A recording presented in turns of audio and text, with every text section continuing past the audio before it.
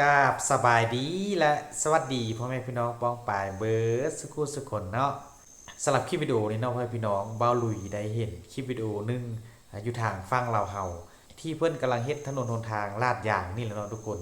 เบ้าลุยเองกับบุญอยากจะเชื่อว่าประเทศลาวเฮาจะมีเครื่องจักรที่ว่าทันสมัยเริ่มเข้ามาเฮ็ดถนนหนทางอยู่ในประเทศลาวคือดังอยู่ในคลิปวิดีโอนี้เนาะซึ่งว่าจะมีรถ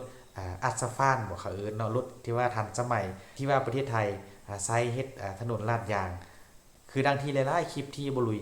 ได้นำเสนอให้พี่น้องในเบิ่งในสมบลุยกับบ่ฮู้ว่าประเทศลาวเฮาว่าเพิ่นมีรถแบบนี้แล้วทุกคนบลุยก็รู้สึกดีใจเนาะบางเทื่อถนนทางที่เพิ่นกำลังจะเฮ็ดใน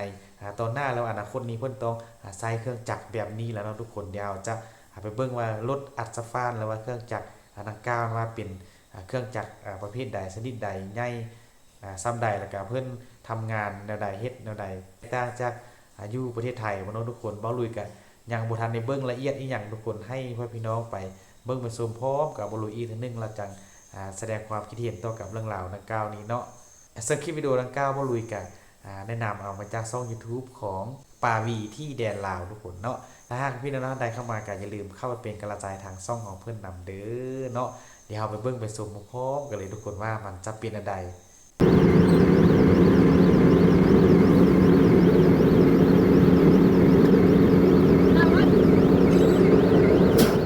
เยียบกิ๊บว่ะมาตรฐานวันนี้เอาเทคนิคการอัดสะพานมาให้ทุกท่านได้เบิ่งไปนั่นพี่น้องเลยวิธีอัดสะพานของคนจะเป็นเครื่องใดเดี๋ยวเราจะพาไปเบิ่งอันดับแรกเบิ่งเครื่องคนซะก่อนโอ้เครื่องอัดสะพานมันก็เห็นจ๊ะวันนี้พาทุกท่านเบิ่งงานอัดของเพิ่นอยู่ในช่วงระหว่างรอรถดำมารอรถหินมานี่รถของเพื่อนนะเป็นลักษณะนี้พี่น้องสำหรับใส่อัดสะฟานนะเดี๋ยววันนี้เขาเจ้าจะเอาเทคนิคการอัดของเพื่อนให้เบิ่งรถเพิ่นซะก่อน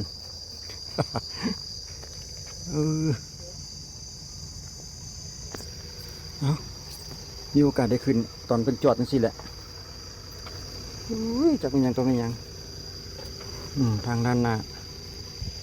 เส้นทางพี่น้องทางด้านหน้าเขาก็เส้นทางหมายเลข10ก่อนเพิ่นจะเฮ็ดเวียกเนี่ยเพิ่นก็ต้องได้วอร์มเครื่องนะพี่น้องเอ้ยวอร์มเครื่องเพื่อให้ฮีตเตอร์มันให้หน้าเตามันร้อนว่าซั่นเด้พุ่นดิอายงวยๆอยู่ในพุ่นต้องใช้เวลาเป็นชั่วโมงพุ่นละมั้งนี่นะเพราะมันความร้อนมันสิได้เริ่มเคลื่อนที่แล้วรถดำหินมาคันหนึ่งแล้วเอาเบิ่งเทคนิคของเพิ่นกับพี่น้องตำลิดเขาก็จะเห็นลักษณะใดแสดงว่าจะตั้งลำแล้วถอยหลังเข้าไปมั้งเนี่ยรถหินมาแล้ว1คันเพิ่นสิปูในเดินมันกว้างก็ต้องมีการชิดไหลเนาะแบ่งจะหมายปูนขาวย้ายหมายเพื่อแบ่งเร็วประมาณนั้นแบ่งแล้วของจุดยอดคนกีเทได้แทกระยะ5 เมตรเคลื่อนตัวได้ซ่าๆเนาะไอ้นี่นะต้องได้ค่อยๆฝึกนำกันพี่น้องเลยข้าพเจ้าเองก็บ่เคยได้เห็นสักเทื่อเด้ รถอัสฟันมันจะเป็นเดินหน้าบ้านของเพิ่นลักษณะเพิ่นจะปูเดินก่อนก็มีการแบ่งตามเทคนิคของเพิ่นหั่นล่ะวะหลังจากนั้นรถดำก็จะถอยหลังเข้ามาดำใส่อยู่ทางด้านหน้านี้โอ้ทีมงานเพิ่นก็หลายสมควรได้นี่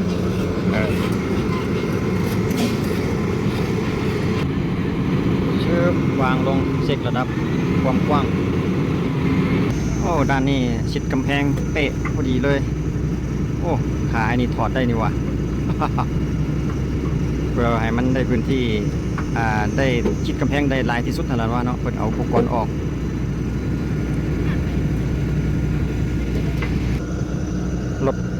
รถโลก็มาจอดท่าเลยเตรียมที่จะอัดถอยเข้าไปถอยเข้าไปแบบนิ่มนวล โอ้ อ้บางโคนดูเป๊ะเลยบางโคนหลังจากนั้นยกดำขึ้น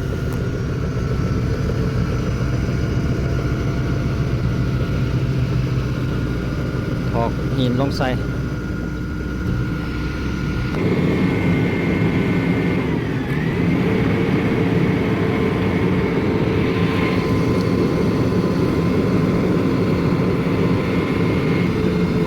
ดันจนออกมาหอดทางด้านข้างนี่เลยเทคนิคการอัดสะพานพี่น้องเอ้ยเบิ่งไปเรื่อยๆเราจะเห็นลักษณะใดเนาะจะออกมาได้ละเอียดได้ความหนาสำใดอีกทีหนึ่ง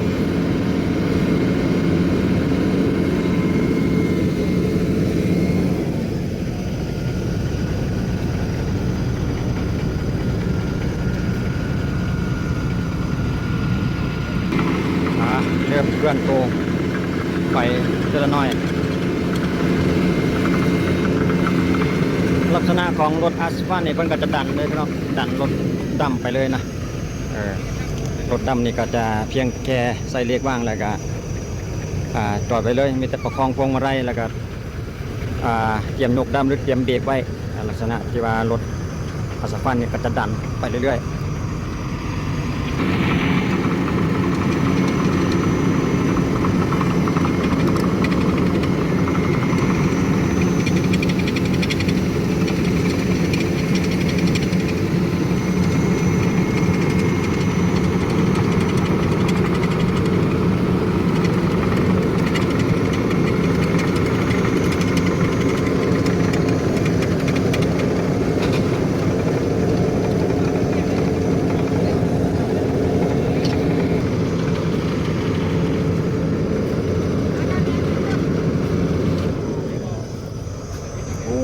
คักว่ะพี่น้อง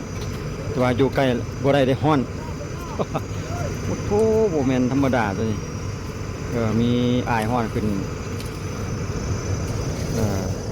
อันนี้คือจุดเริ่มต้นเนาะเป็นกระเฮ็ดแบบสโลปมั้งบ่ให้มันเป็นผักต้องได้อาคาศแปลงไปนำประมาณนี้งามพี่น้องอันนี้คือสั้นตะมิดพี่น้องสั้นแรกเนาะความหนาเพิ่น5 เซนนำกันความหนา5 เซนทั้งหมดเพิ่นจะเฮ็ดเป็น2สั้นแผนการเพิ่นจะเฮ็ด8 เซนเพิ่นวางไปก่อนหัน6 เซนครึ่งว่าซั่นเด้ถามทางหัวหน้าเพิ่นหลังจากที่อัดไปแล้วก็จะได้อยู่5 เซนหั่นนะเพื่อเวลารถมาโลอัดลงแล้วก็ต่อไปก็จังเป็นละเอียดอีกทีนึงเป็นสั้นที่2คือ3 เซนเนาะรถดำคันใหม่เข้ามาเต็มดำเป๊ะเลยว่ะหินเพิ่นนี่รู้สึกว่าจะมีหลายขั้นตอนเลยจะมีรู้สึกว่าจะมีส่วนแล้วก็มีล้อเพื่อจะเอาไปเติมจุดที่ว่ามันบ่เต็มมั้งคิดว่าทางด้านทางกำแพงรถดำก็จะดำใส่ไปจังซี่ลักษณะนี้ไปเรื่อย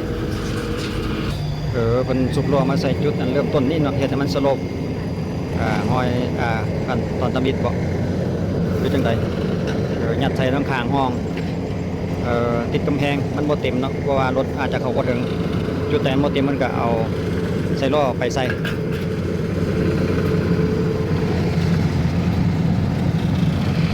โอ้ขับว่ะเนียนเลยมันเป็นแผ่นฮีตเตอร์แต่พี่น้องถามเพิ่นว่าเป็นหม้อเป็นเตาอะไรนึงนี่แหละภายในฮะนะจะรีดไปเลยนะ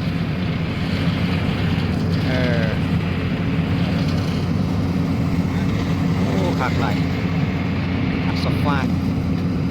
เพื่อได้ยินเพิ่นเว้าอยู่เรื่อยดอก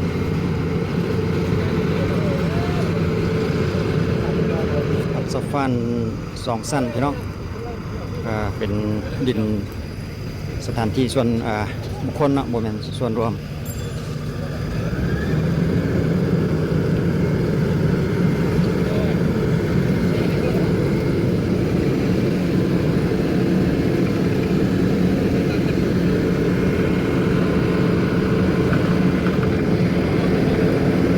จะมีไอ้น้องคอยควบคุม ทางด้านข้างอีกเนาะยับออกยับเข้าประมาณนั้นแหละจะเป็นเซ็นเซอร์ตัวนี้จะเป็นเซ็นเซอร์ปรับอุณหภูมิของมันมั้งเนี่ยเห็นเพิ่นปรับอยู่ด้วยอยู่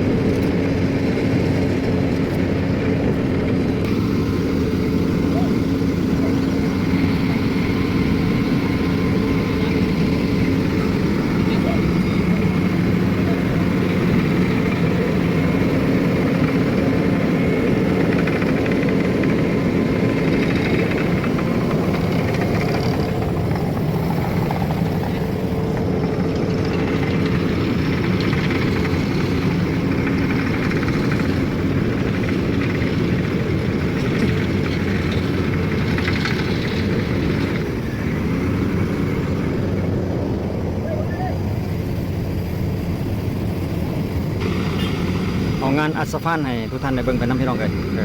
เพราะว่าบางทีมี FC บางท่านอาจจะบ่เคยเห็น บ่เป็นแต่ FC แต่ข้าพเจ้าเองหาก็เห็นคือกันได้เกี่ยวกับอัศฟานเห็นแบบใกล้ๆหั่นน่ะเห็นแบบใกล้ๆจะๆแบบนี้หั่นนะ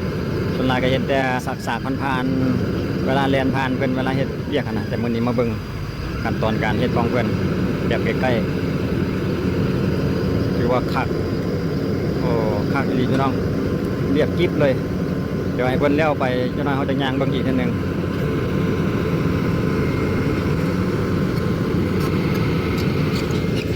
รถดำกันรู้สึกว่าจะมีหลายคันอยู่เด้จอดท่า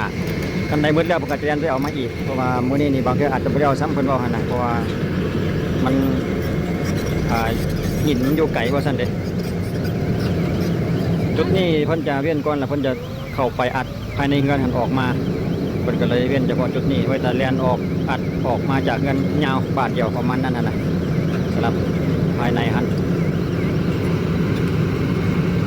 ผมเลยทีมงานหลายขึ้นกันพี่น้องเลยจุดใดมันบ่ถึงบ่ทัวเนี่ยเพิ่นก็ใส่คนส่วนใส่ไปขึ้นกันเนาะมันจะเนี่ยเพิ่นก็จะถอยหลังกลับไปตั้งลำมาใหม่อีกเพราะว่าเพิ่นจะปูเฉพาะภายในเดินด้านหน้าบ้านนี่ก่อนนะให้เต็มเดินในดับเพลิงก็จังอัดภายในเงินออกมาแบบยาวไปพูดเลยจนหอดทางหมายเลข10กูแหละดูเขตบ้านเขตนี้รู้สึกว่าจะเป็นพ้นให้คำใช่เนาะเขตบ้านพ้นให้คำเมืองไซธานีนครหลวงเอานี่เลย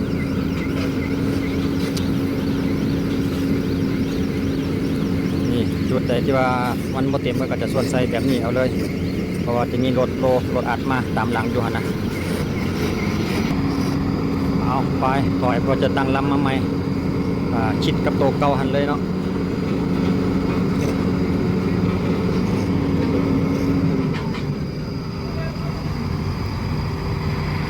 รถโลก็เริ่มปฏิบัติการลักษณะคนนี้รู้สึกว่าคนจะเอาน้ำใส่ไปน้ำเลยทางน้ำดำเป็นทางน้ำมั้งขนาดเนื่องจากว่าหินที่อัดไปใหม่ๆเนี่ยมันจะห้อนเนาะคิดว่าคนอาจจะมีถังน้ำไปน้ำประมาณนั้น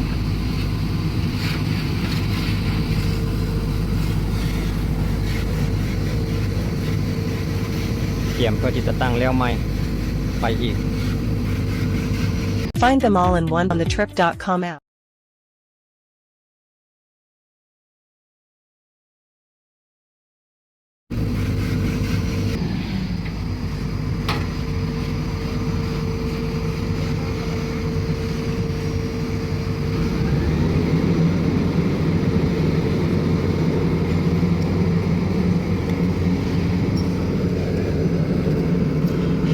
กำลังจะตั้งลำใหม่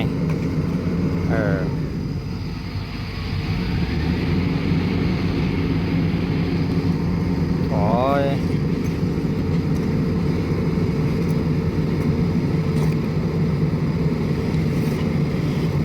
ความกว้างคนตั้งอยู่ที่5 เมตรเป็นวันไปเดือนหนึ่ง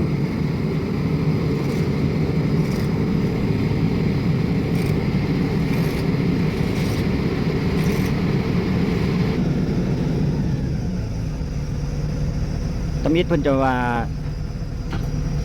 อัดไป6 เซนครึ่งเพิ่นว่าเพื่อลดโลอัดลงอีกจะเหลืออยู่5 เซนสำหรับสั้นแรกเนาะสั้นตำอิดนี่เทคนิคของเพิ่นก็จะเอาไม้เซตระดับไว้มองจุดเริ่มต้นของแต่ละเทือมันจะเฮ็ดอยู่ประมาณนี้โอ้ลดโลนี่ถือว่าสั้นสะเนือนคันไปฮอดหูพุ่นนะ ลดโลคันน้อยๆนี่เอาแท้เอาว่าได้มาอะไรเหยียบมาเรื่อยๆโอ้สั้นสะเนือนได้ใจลดโลรุ่นนี่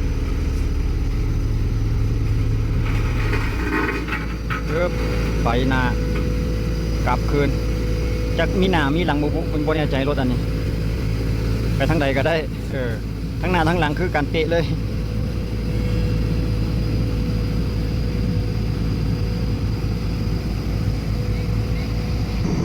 แต่ละแล้วมันจะแบ่งล็อกแล้วก็ย้ายปูนขาวไว้เป็นแล้วเป็นจุดหมายแดนเพื่อบ่ให้มันมีการคาดเคลื่อนเนาะการชิดไรให้มันลงโตนะ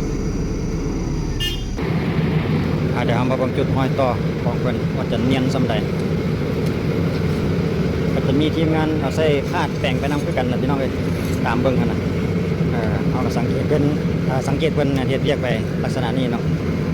โอ้ขากว่า งามแยกจับเลย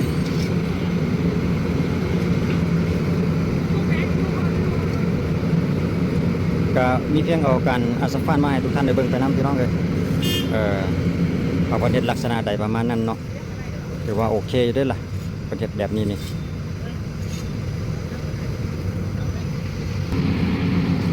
ลักษณะการแปลงของเพิ่นเนาะจะเห็นลักษณะนี้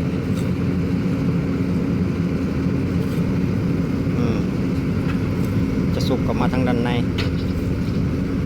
เพราะว่าด้านที่ว่าคนเหยียบยนเพราะว่ามันอัดไปแล้วเนาะจะบุดึงกลับมาหลายเวลาจะสุกไปทางหน้าตัวที่ว่าอัดใหม่ฮั่น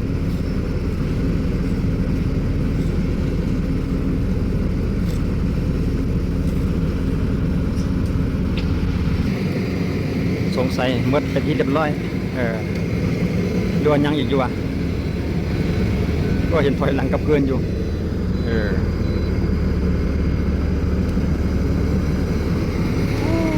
ได้ใจพี่น้องเลย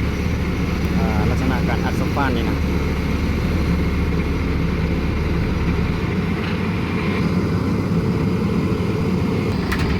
เป็นจังไดรู้สึกว่าใกล้สิหมดแล้วโอ้มันงับได้ตัวนี้งับขึ้นงับลงขอกได้เป็นจังไดถอยเข้ามาดำตรงนี้สงสัยยั่งอยู่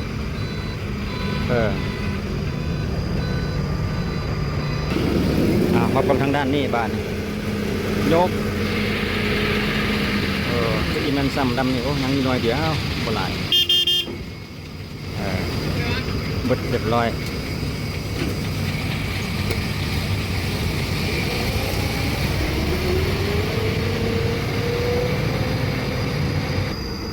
รถดำกันใหม่เข้าไป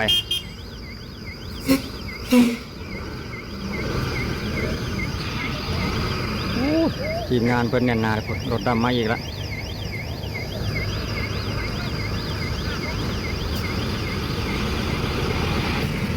เอาเรียก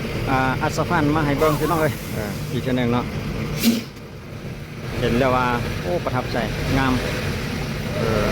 เรียบยิบเลยส่วนผสมของเพิ่นนี่ถือว่ามาตรฐานงานละเอียดพี่น้องงานอัศฟันนี่นะ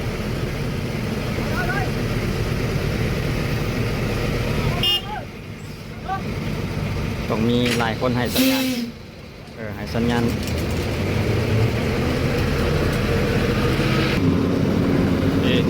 ลักษณะ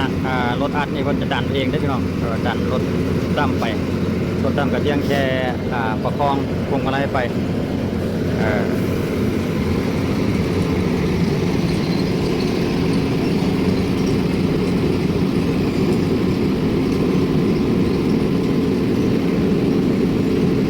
จุดห้อยต่อพี่น้องโอ้ได้เนียนขนาดมาตรฐานของคนเลย